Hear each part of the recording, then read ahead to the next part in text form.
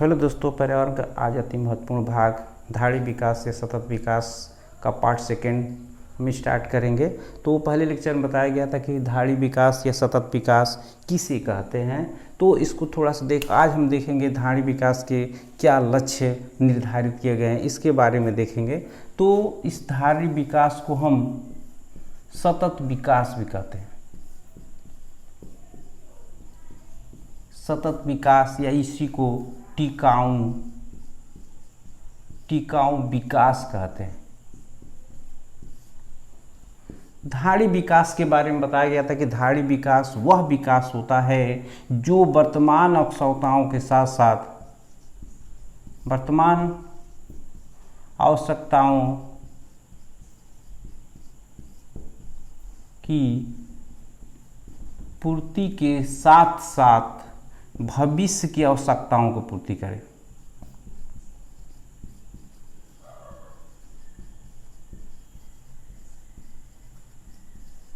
आवश्यकताओं की पूर्ति करे या ध्यान रखे।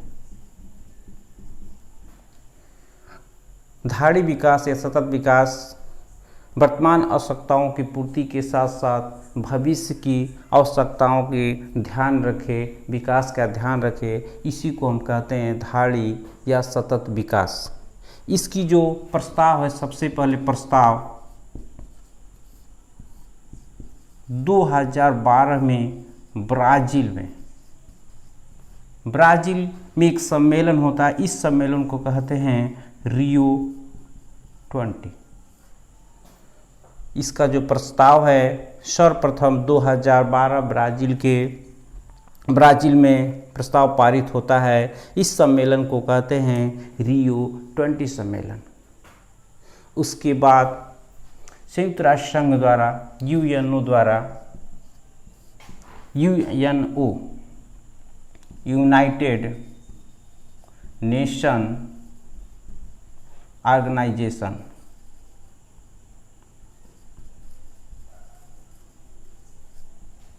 यूएनओ द्वारा एक प्रस्ताव पारित होता है और इस प्रस्ताव में 17 लक्ष्यों निर्धारित किए गए। धाड़ी विकास के लिए कुल 17 लक्ष्यों को निर्धारित किया जाता है। इस 17 लक्ष्यों को कहते हैं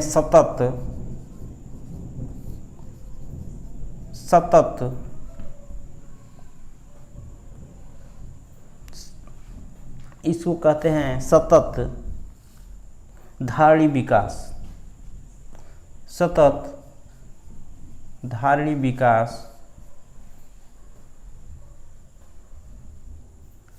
विकास इसको कहते हैं सतत, या इसको धाड़ी विकास लक्ष्य।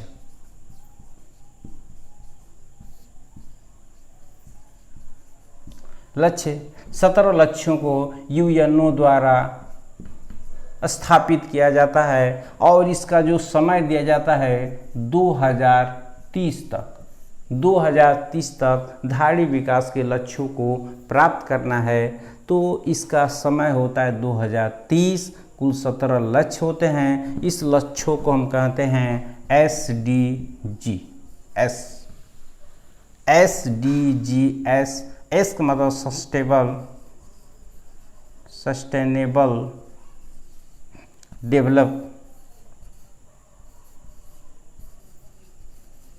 Development goals. कुल 17 लक्ष्यों को निर्धारित किया जाता है। कुल 17 लक्ष्य निर्धारित किए जाते हैं और इस लक्ष्यों को हम एक एक करके देखते हैं कि 17 लक्ष्य क्या क्या इसके निर्धारित किए गए।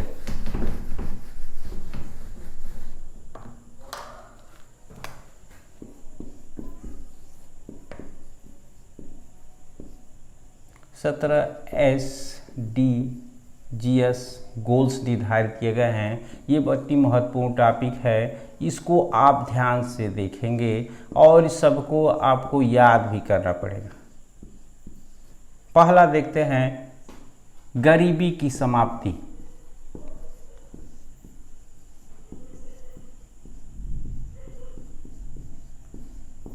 दूसरा दिया है भूखमरी,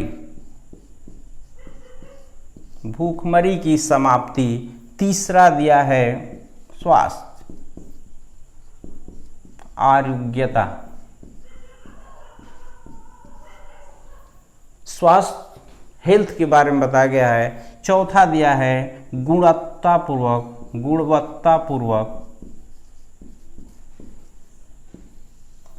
शिक्षा। लक्ष्य निर्धारित किया जाता है कि जो शिक्षा हो गुणवत्तापूर्वक होनी चाहिए। और पांचवा दिया गया है लैंगिक असमानता, असमानता।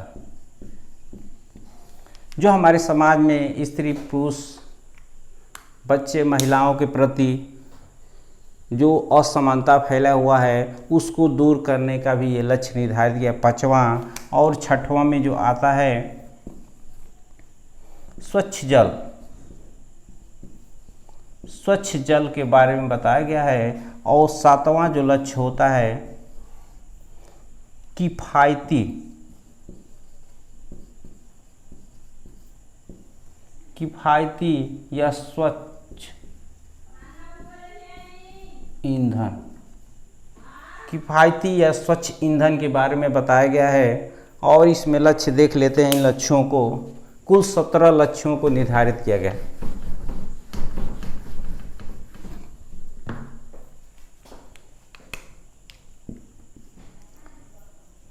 आठवां दिया है आर्थिक विकास। नौवां दिया गया है व्यापार।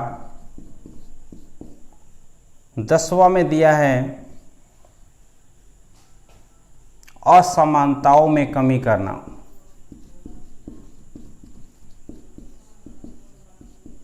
कमी करना। 11 नंबर दिया गया है सामुदायिक व शहरी विकास। 12 नंबर दिया गया है जिम्मेदारी के साथ उपयोग।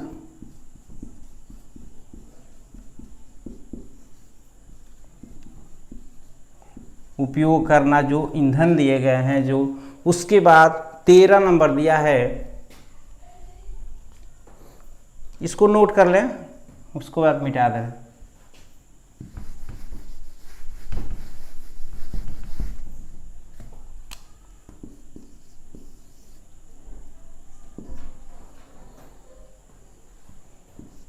तेरह नंबर दिया है जलवायु करवायु।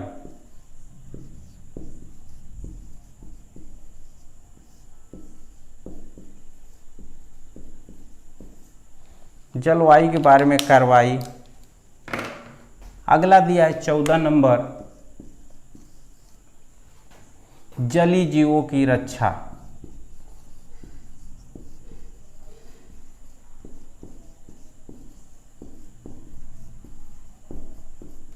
सुरक्षा। 15वां दिया है स्थलीय जीवों की सुरक्षा।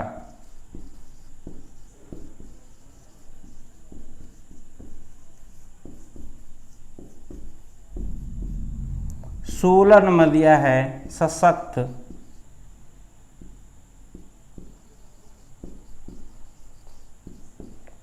संस्थाएं होनी चाहिए।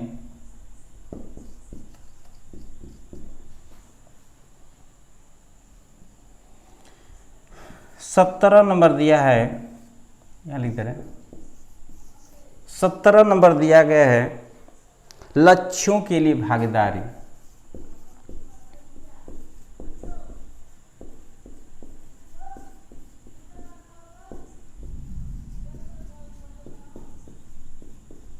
जो हमारे लक्ष्य दिए गए हैं उनमें सभी लोगों की सहभागिता होगी तभी जाके ये लक्ष्यों को हम प्राप्त कर सकते हैं। तो इस प्रकार से कुल 17 गोल दिए गए हैं। इन 17 गोलों को आप लोगों को याद करना जरूरी है, इसलिए कि इसमें क्वेश्चन जो है किसी बीच में से उठाकर पूछ देता है। किसी क्वेश्चन को बीच में से उठाकर पूछ देगा तो इस तरह से आप लोगों को मुश्किल हो जाएगा। इसी में इसको मिटा दिया।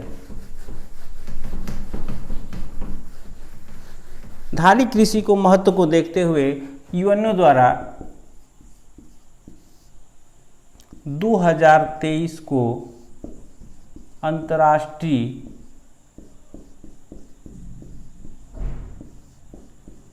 मिलेट्स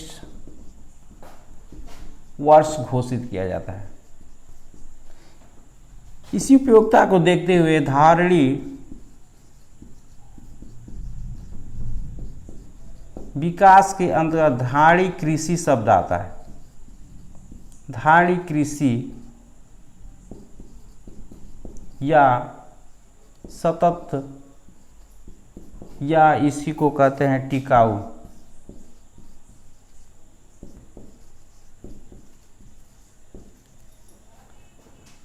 कृषि की चर्चा भारत में 2014-15 से प्रारंभ होती है।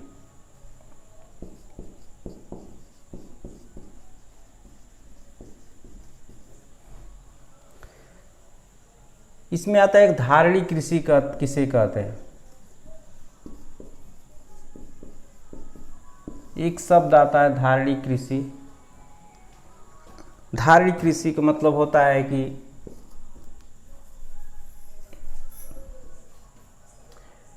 पर्यावरण को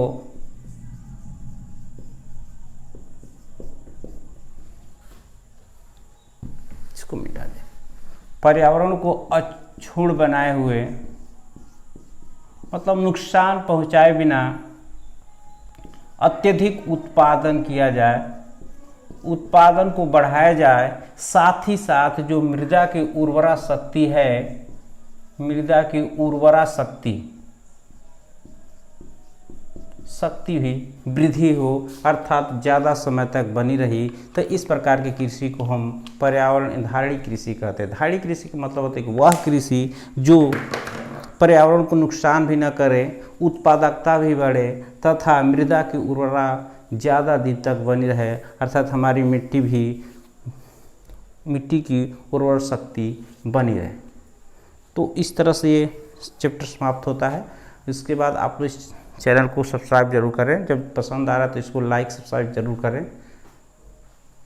अगर नहीं पसंद आ रहा है तो उसको डिसलाइक भी करें। आप लोग कुछ भी अवश्य करें।